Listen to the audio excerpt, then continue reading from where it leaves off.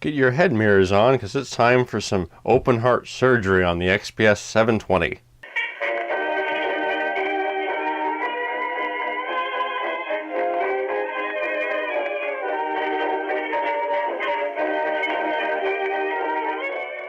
Welcome to another episode of Rapidly Aging Tech.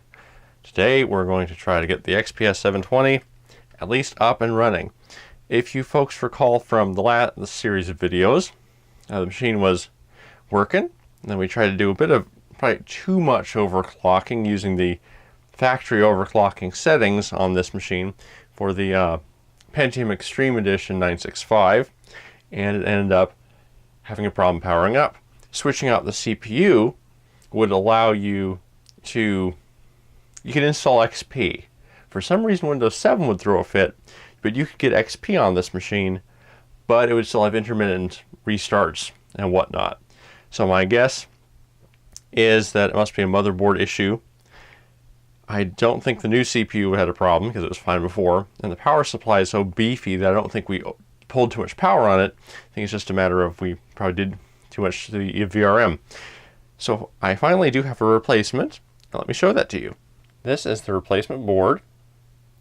Has all the fun bits and connectors, some of which are a little on the proprietary side, some aren't. Got the big old heat sink on the north bridge and then south bridge. The slots. Let me flip it around here. We have the CPU socket itself. The secondary power, the IDE. It's all here, and this isn't such a bad idea. Let me flip this guy over here. It has these rubber baby buggy bumpers on the back to keep it from contacting anything. It's a pretty smart idea. So we'll be putting this guy in after we rip everything out. Hopefully I connect all the things into the right other things. Alright, let's start getting all these bits and baubles out of the way here. So let's get the graphics card out. Is that even secured in? No, I didn't want to do that. There's probably a, yep, there it is.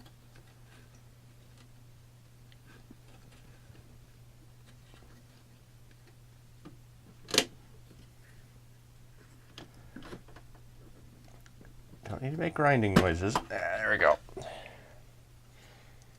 So, old Sapphire graphics card out of the way. Let's see here. These power cables can go up in that direction. The floppy cable, which thank goodness there's a real floppy connector in this thing. Go up there.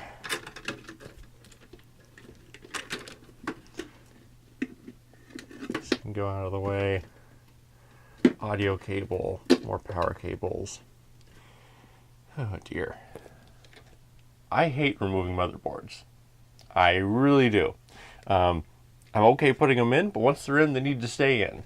That's probably why, subconsciously, I've been dreading this this particular video. Just for this one little bit, this whole pulling out a motherboard and then putting another one in a case it's already full of stuff. Come on. There we go. Alright, the big thing is going to be the massive XPS H2C cooling system. So let's pull this guy out, and then we'll get to all the other things. It's probably going to muffle my voice. Yeah, there's no good way to wear a lavalier mic when you're just wearing a t-shirt. And I have to do most of my film. I think I've mentioned this before. I have to do most of my filming on weekends. Pretty much all my filming on weekends, and usually in the morning. So I'm generally doing these things in pajamas. If you'd like to have that image in your head. Yeah. Sometimes these captive screws are a little finicky. And they don't like to work well with the extender. Probably because I just tightened them down too tight when I last put this thing in. Okay, that feels good.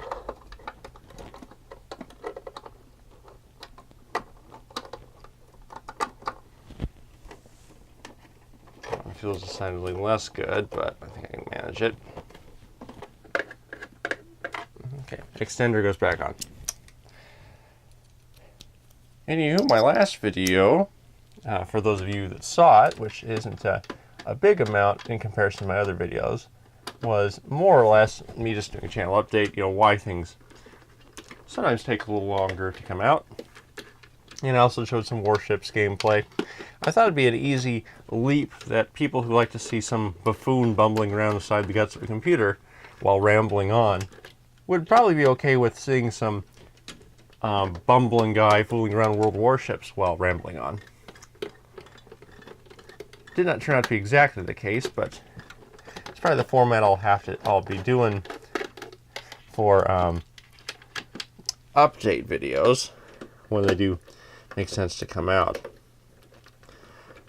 On a similar note, I wanted to say I apologize to a certain fellow who, probably after my first XPS video, actually sent in a message asking for some advice on his XPS 720. And it didn't pop up in my notifications, so it was probably over a month until I even saw it. Just recently I sent a response, so hopefully he saw that and understands I wasn't ignoring him. I don't think I had really much advice because it was a particular error, but I did link him to the manual for this thing so he could look up the error, see if the error he was seeing was in there. I wasn't sure when he said error 34, he may have meant error lights 3 and 4, in which case it should be right in that manual I linked. Anyway, I think we got this unscrewed, so let's unplug it and pull it out.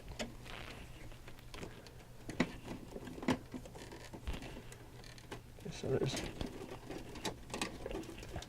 that plug.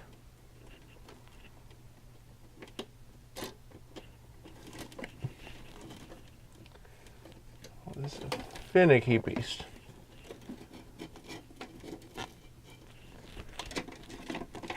Let's get the goofy power plug out. So let's see. Oh, yep, you can sort of see it's the white boxy plug here. Some big old Molex-ish thing. It's a technical term. That was out. And there's just the little connector here, which I believe has a little tab. There we go. Okay, so front screw is gone because it's missing. All 6 other screws are out. So we should be able to just lift out. Hooray, victory. Getting tangled up in my mic cables. So some of you folks may have not seen the entire series. So here is the cooler, which I will go ahead and clean off the paste off camera probably. And that's a pretty big fan in there. It's really thick. It should have good static pressure pulling through the radiator, which is good. Alright, currently the Extreme 6850 Extreme quad core is in there, which is fine. We're going to reuse that. And now I need to start pulling these cables out without forgetting where they go. First one I'll do is this power cable here. This one that looks like a standard 20 pin, which is actually a 1, 2, 3, 4, 5, 6, 7, 10. Well, it has 20 pins. I doubt it's standard though.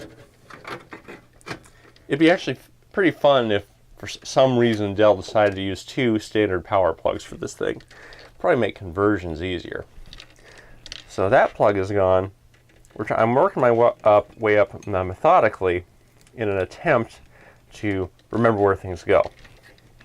So then we have this big old front panel connector, which connects all sorts of things together.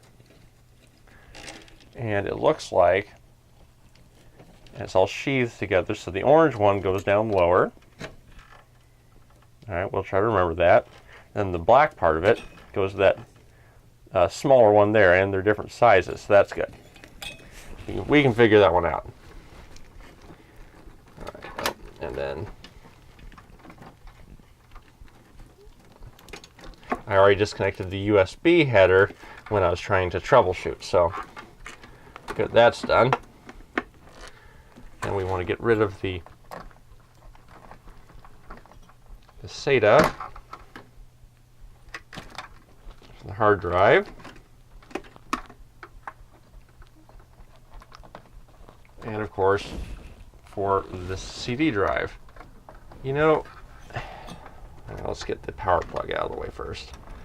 The little metal clips on some SATA plugs, I mean, I do like that they feel secure, but they're usually not at a good angle to undo. There we go.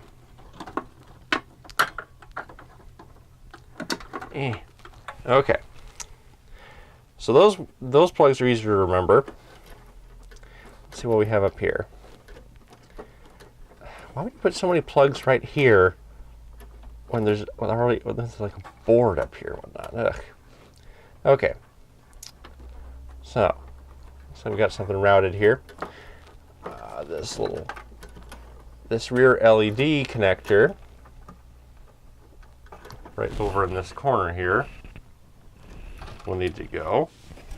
All right, let's see. It has a little tab on it, just like most of the other ones here. There we go. And that one's really close to where it plugs in, so that should be fine. Just one of these little standard, what is this, a 5-pin? 1, 2, 3, 4, 5. It's a 6-pin LED connector. I'm not sure if it probably doesn't match the current RGB standard. That's all right. This cable is headed in the way. Then we have this flat cable which goes over to somewhere. Where does that go? Oh, that also goes into this front panel connector. I believe it and the other cables.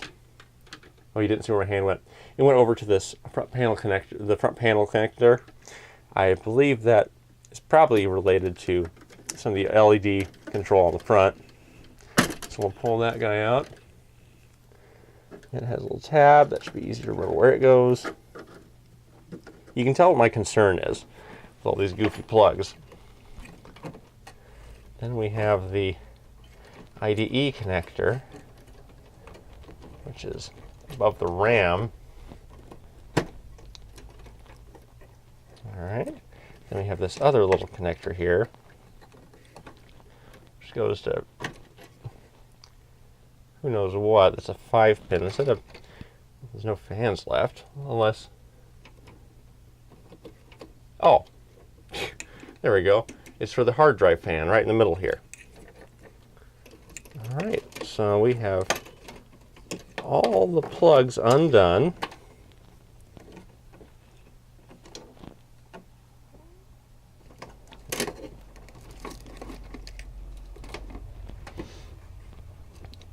Now we just need to unscrew the thing and pull it on out. Let us begin. So there's a little corner screw over here, which I will... Ooh, that's nice, and I mean, I probably shouldn't be glad that it's loose, but it's loose. And when we pull this out, we're going to look at the motherboard to see what we can see. See if we can tell through where the damage was done. Okay, screws, button, who's got the button? So last time I checked, the channel was at 201 subscribers. So it's jumping up fairly quickly. Not as quickly as, you know, if I was a pretty lady, but quickly. And I wanted to say thank you guys for, you know, being along for the ride. I really didn't expect this channel to, well, even when we get to this size, seeing some buffoon fall, you know, just tumbling his way through computers. So I really do appreciate it. And the comments are usually either constructive or just positive, or people just sharing their ideas, which is great. I love to see that. So thanks for being here. Let's keep going. All right, next screw is here.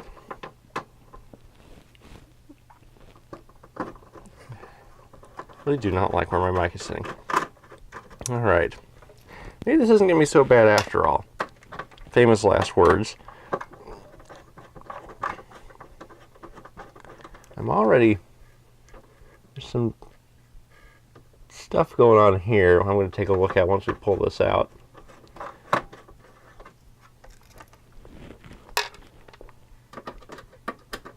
Hopefully they didn't do something stupid like super glue the rubber buggy bumpers back of the motherboard to the tray. I don't think Dell does goofy stuff like that. They do goofy stuff, but I don't think they do something exactly like that.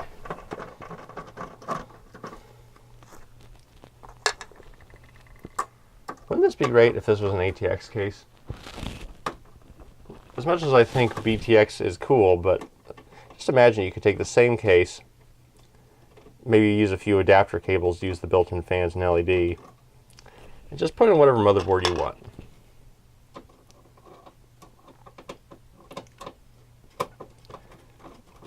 I'd be pretty tempted. It's a fairly nice machine here.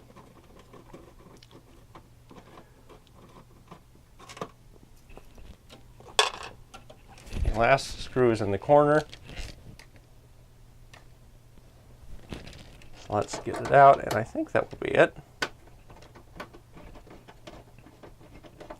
When you're doing this, if you ever have to do the same thing I'm doing, switch out a motherboard in one of these cases, watch out when you're fiddling with screws by the PCI slots. They have these like sharp metal, like a layer of just sharp metal put over the actual case metal for some reason, maybe some shielding, so that you could snag yourself on that. Oops, I missed a screw right here.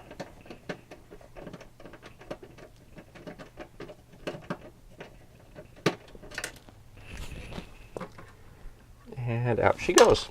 All right, so as you can see, there's where the screws were, and of course some of those holes around the socket were for the cooler mechanism.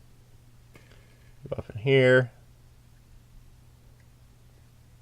and more screws there. So let's see if we can pull the thing out.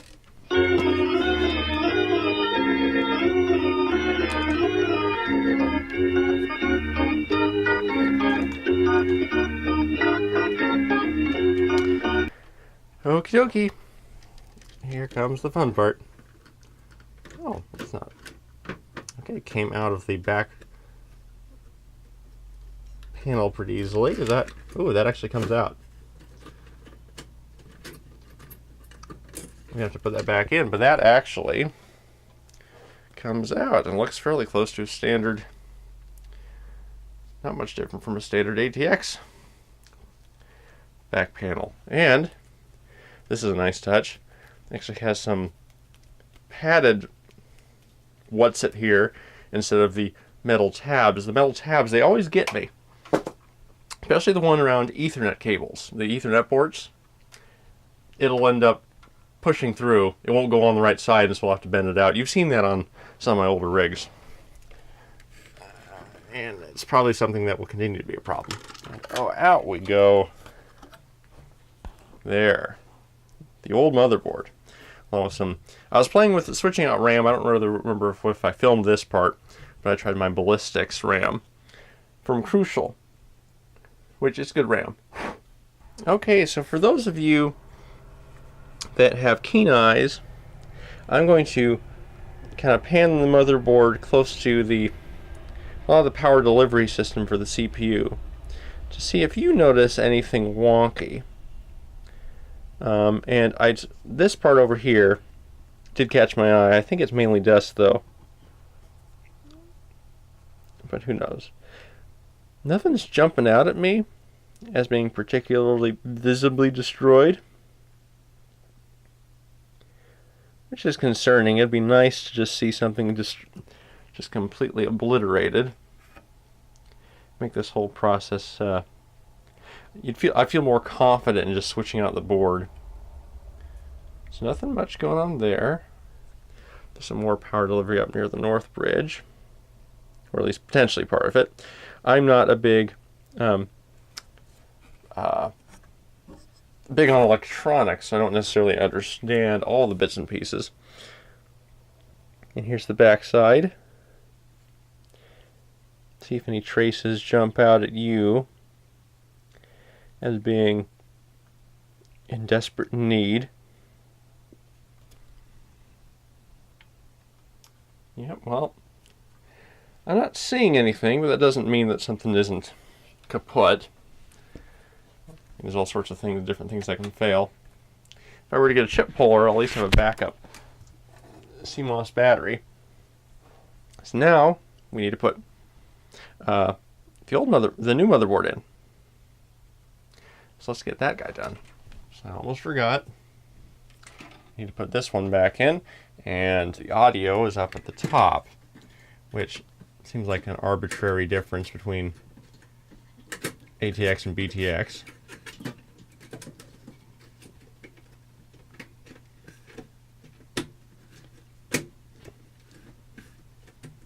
They're in nice and secure.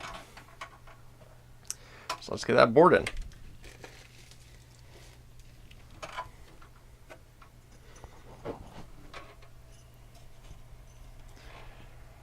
So we want to slide it on in. We want to, I know we really shouldn't be grabbing the motherboard by the chipset heat sinks, but it is such a nice anchor point. There we go. So now I will screw this back in, and I'll start plugging things back in. I'll put the CPU in, and then I'll start putting components, and that's when I'll pull you folks back in. So bear with me. All right, so we've gotten the screws in, we've gotten most of the cables in. It's a ratty mess, but we'll have to sort that out. I brought you back, crinkle crinkle, because we're putting some RAM in. And I figured a machine like this deserves something special. So I tracked down what appears to be probably the origins of Corsair's Dominator series of RAM. That's right. Here, let me open one of these up for you. So this is the Corsair XMS2, and I have some of these with smaller black heat sinks without the fins, but these are also marked DHX dual path heat exchange. So these were a fancier cooling system, which on DDR2 heat sinks I think mattered a little more. As you go back in time, I think there's a certain point where RAM starts to get really hot. I think that's in the first DDR, and now we're cooling down more and more. But DDR2 I think was still warm enough where heat sinks kind of mattered. And this design actually appears to be not just nice to look at, and that is nice to look at, but also functional. Because you have a lot of surface area, and then you have a lot of little separated little fins and tower things to actually let the heat dissipate off of it. It's not a bad design. So we're going to be putting these guys in. Here are the timings. They're very tight timings. Very tight. So hopefully this motherboard won't throw a fit over them. That's the goal, at least. And hopefully I've kept them separated enough so I can keep them in matching pairs. Only we'll find out one way or another. So let's start getting these guys in. So I should probably start with the farthest one. Yeah, I should have left some of these cables undone.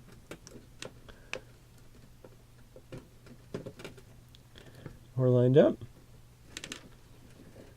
Yep, looks like it. There's one. Switch from the other pair, which is also the same version. So that should be handy dandy.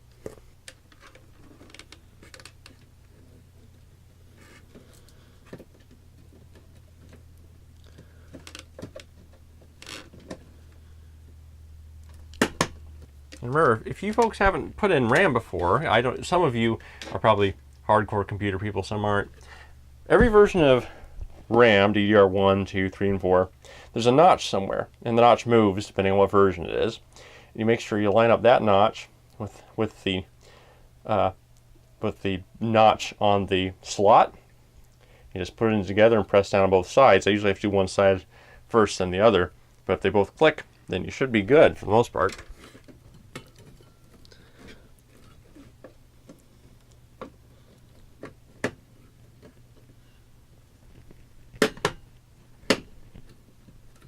All right, just look at that.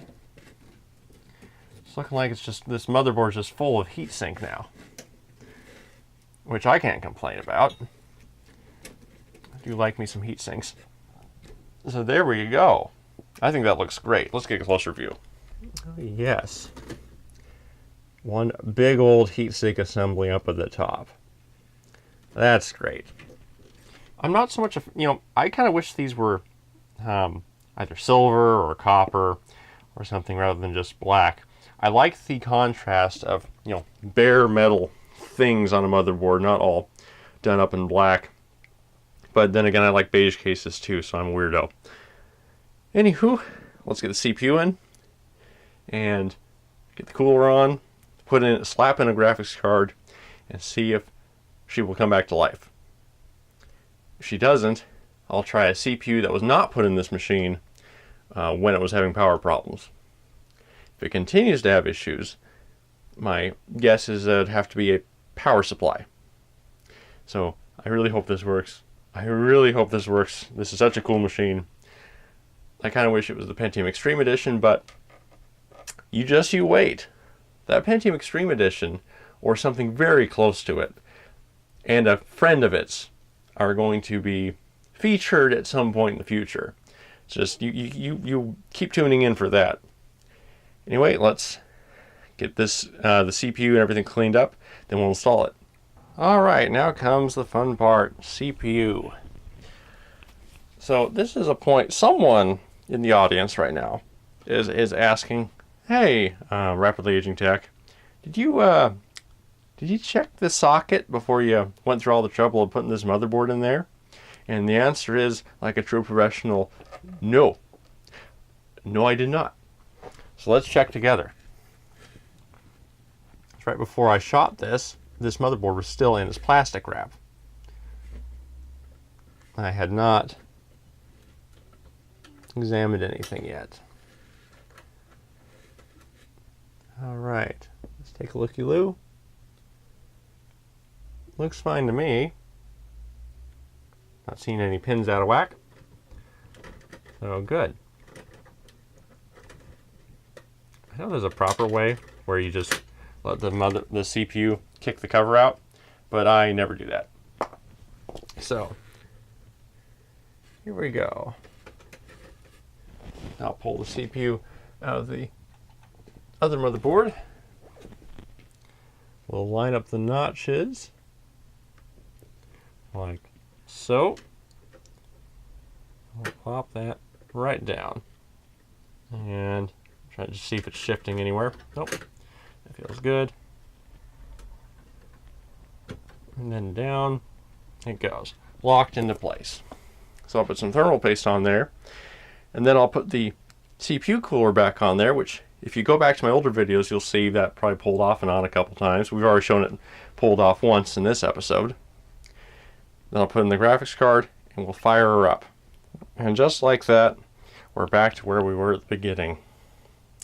Hopefully we'll get this thing sorted out. Original hard drive configuration was a 500 gigabyte 7200 RPM drive and a 150, 160 Raptor. That's been replaced with a 500 gigabyte Raptor, and that's still on hard drive at the moment.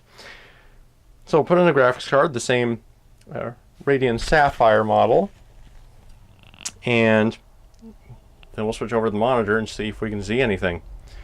I really hope it works. Oh, please work. Alright, here we are once again at the familiar black monitor.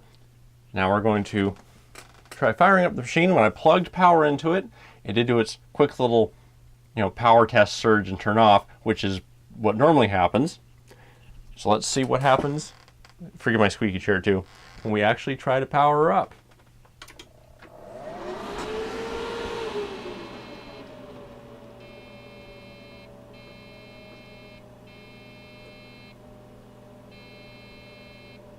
Well, that doesn't sound good. Error 3 and 4. Well, we'll have to figure it out. Gosh darn it. All right. Now you may hear my main computer in the background. I fired it up in order to look up the manual here. Error lights 3 and 4 seem to indicate a memory issue. So let's try pulling out some RAM. I'll just show you what I'm going to do initially, which is I'm going to take out, I guess I'll take out all but one, and I'll start switching through them all. I'm not going to videotape all of that, but when you get something that looks like it's a memory error, what you want to do is pull out all the sticks, except for probably leave one. Turn on the machine. It works fine, great. Add in another one. If it doesn't work fine, switch that one out for another one. If you keep having issues, try another slot. If after all that you're still having problems, maybe try some different RAM. So we're going to start that process, and then hopefully hopefully I can get it to work. Oh dear. Such a pretty machine. It can't go to the scrap heap. Alright, so let's get this started. In here, I want to take out everything. Okay, out here. Out.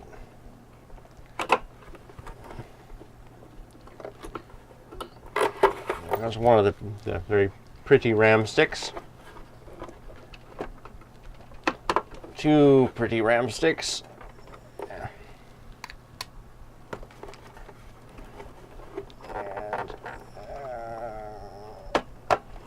three pretty RAM sticks.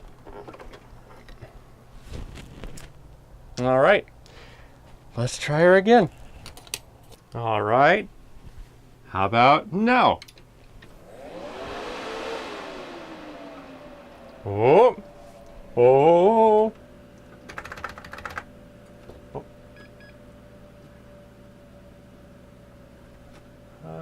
F2.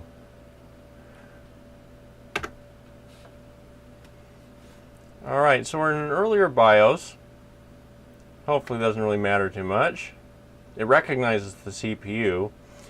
I may flash it later if I need to. Memory. Okay, all right, that's fine.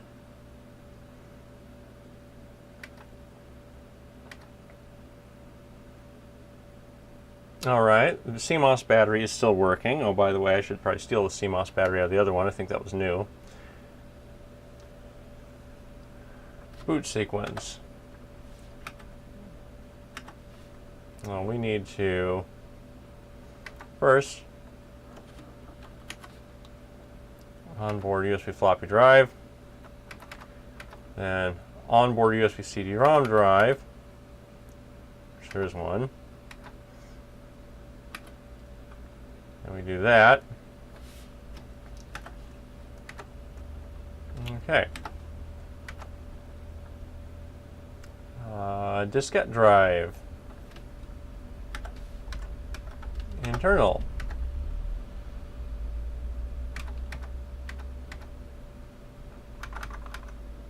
Drive ID unknown.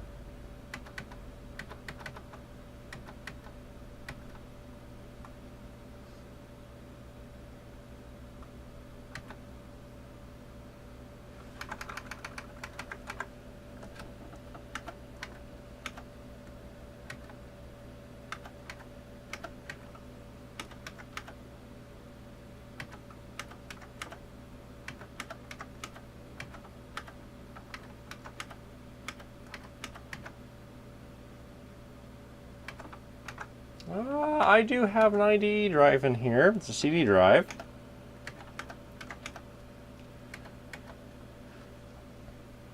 Alright. So we just want to get this all set up here. That's on. Let's get it off. The audio will turn off. Firewire, PS2 mouse, LED control. it's holding in the settings from the previous person. He did jade, kind of a greenish color, while I'm going with the standard ruby. And we'll turn the intensity down a little bit. Performance. Multiple cores on. That's going fine. We'll do auto. C1E, sure. Speed step. Oh, we can leave it off for now. We're cooled well enough. Virtualization we can leave off.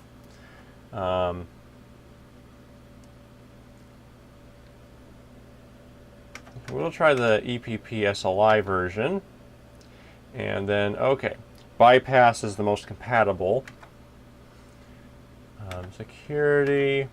Looks like no passwords are set. Good. Execute disable memory protection is on. Might as well. Anything here?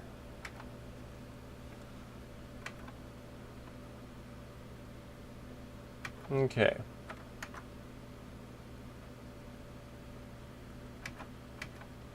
Host behavior. We'll do fast boot for now.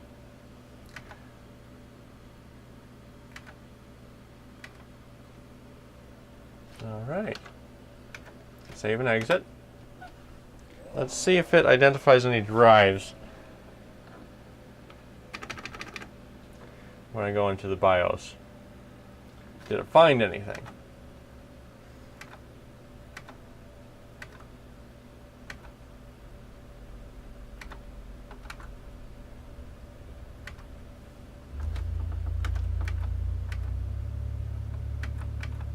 All right, so I finally found things. So we got SATA 2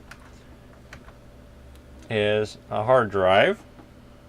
Hopefully folks can see these pretty well. SATA 3, there's nothing. Okay, so SATA 3, we turn off. Then we have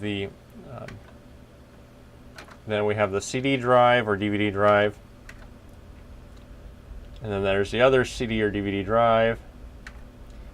Nothing there. All right, so now it should be nice and happy.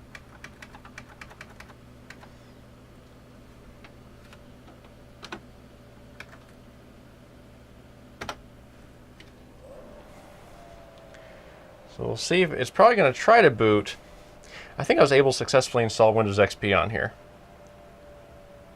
Boot manager is missing. That's fine. It screwed itself all up. So we'll shut it down. I'll add in more RAM, and they'll boot up once I finally get the final configuration. All right, we are back. And as you can see, we have all the DIMMs filled with RAM. So either I just need to reseat the RAM, or B, it was a bit of a shock for this system to go from whatever amount of RAM it originally had to being, you know, essentially, as far as the motherboard is concerned, it was a working computer with certain color settings, with a certain amount of RAM and certain hard drives and certain processor, all this stuff. And all of a sudden, it got slammed with this new fancy RAM and different hard drives. I don't think it could handle it. There's those two options. Either it was just such a big jump that it had no idea what to do with the RAM because it was so different from what it used to have, or it was just a matter of reseating things. But I have all 4 RAM slots, RAM DIMMs in there. Still the fancy Corsair RAM. And you can see that it's dual interleaved. And it's EPP capable, which is that fancy memory profile setting, which I turned on. There we go. I have put in my handy dandy Mem Test, was it 4.3.7 floppy disk in, so we're going to reset and run through Mem Test, which should, yes, boot manager is missing. I probably tried to reinstall the operating system at some point and failed partway through. So that's why there's no boot manager. I said go to the floppy drive. Yeah, there should be should be an onboard or USB floppy drive. That should be all kicked in there. If I let the post behavior turn on to a slow boot. Alright, so we were able to get Mem Test going up. I had to use the boot menu, so at least that means that the floppy drive controller is still functioning. I've noticed that these XPS machines, they seem to have some weird hang-ups with booting and boot order. Here's one example. Alright, on the previous motherboard, when everything was still working, if you were to say, oh, like, unplug the hard drives from their particular SATA ports and plug them into different ones and make sure those ports are turned on, it wouldn't be able to load the operating system anymore. It'd say operating system not found. It really threw a fit about that sort of thing. I had to reinstall. There might have been a workaround, somehow forcing it to boot to it. Maybe once it did it, then it'd be fine, but they're quite picky. Other machines I've dealt with, they haven't been so picky when you end up moving things around a bit. So that's one thing to keep in mind if you're working on this type of machine. Right now we're doing Mem Tests to make sure that the RAM is good, and it does put the processor through its paces a little bit. So it should be using power to make sure that there's no power issues. I did turn on speed step. Just, might as well just in case. Will I end up overclocking this Extreme Edition CPU? Maybe. I'm going to be very careful and look really deeply into it, especially on this machine. I would like to know if you folks think this is the best, the ideal CPU for this case. And it is the Core 2 Extreme Q6850. It's quad-core 3 GHz. The only reason I ask, other than I do like your input once in a while, is that my XP machine, which has still not been featured on this channel, uses a 9650 non-extreme edition, but that doesn't matter. It runs at the same speed, but it has a lot more cache. It has 12 megabytes of total cache, while this one has, I believe it's, well, the L2 cache is listed as 4 megs on here during Mem Test. That might be the case. So I thought it was higher than that. I thought it was 6 or something. Oh well, I'll look into it. But do you folks think, with at least the final BIOS version, that this thing can take a 9650? Of course, I suppose I could just leave it as it is, make it more of a period piece. But there we go. This thing seems to be running. On our next episode, I'm really milking this machine, but that's primarily because it's just taking so much time to do all this stuff. Next episode, we're going to put in all those upgrade cards that I did the first time. We're going to try installing Windows 7 on it. It has 8 gigs of RAM. It deserves Windows 7. As much as I do love XP, and I really do love it, this machine really should be using something like 7. Could use Vista, but I don't have a Vista install, and 7 is still current, so I might as well do that. I already showed you in the first video that this machine was factory shipped with Windows XP with a Vista compatible sticker because no one wanted Vista. But we'll do that. We'll have our quad SLI set up, and we'll try playing some games unless we run into some other issues. If it's gone this far, I feel fairly confident that it will survive an install of an operating system.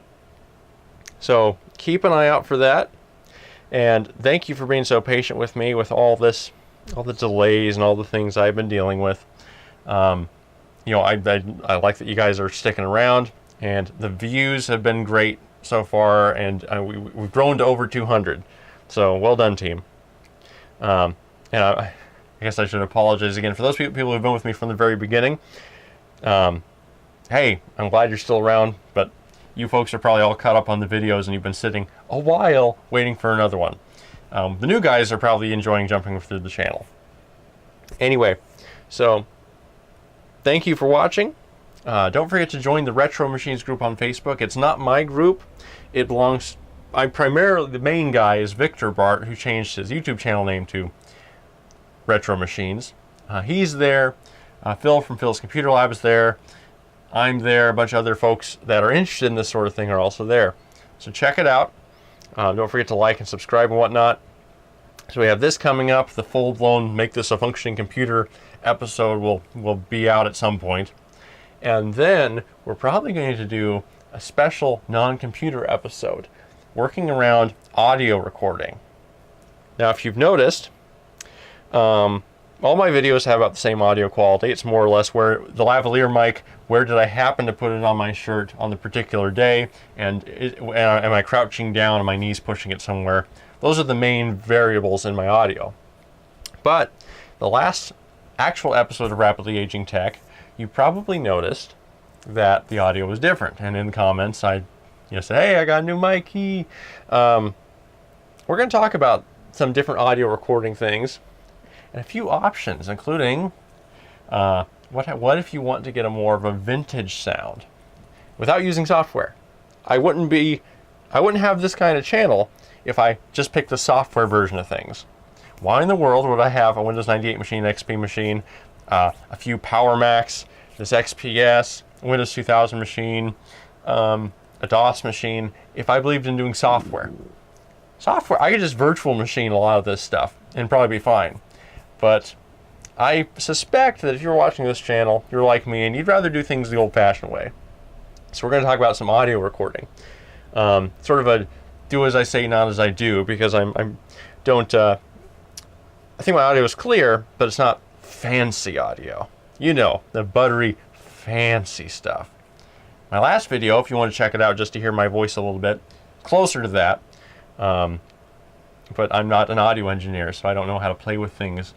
I try when I'm really focusing on audio to just kind of make the environment as good as possible, so that very little post-processing would really need to be done.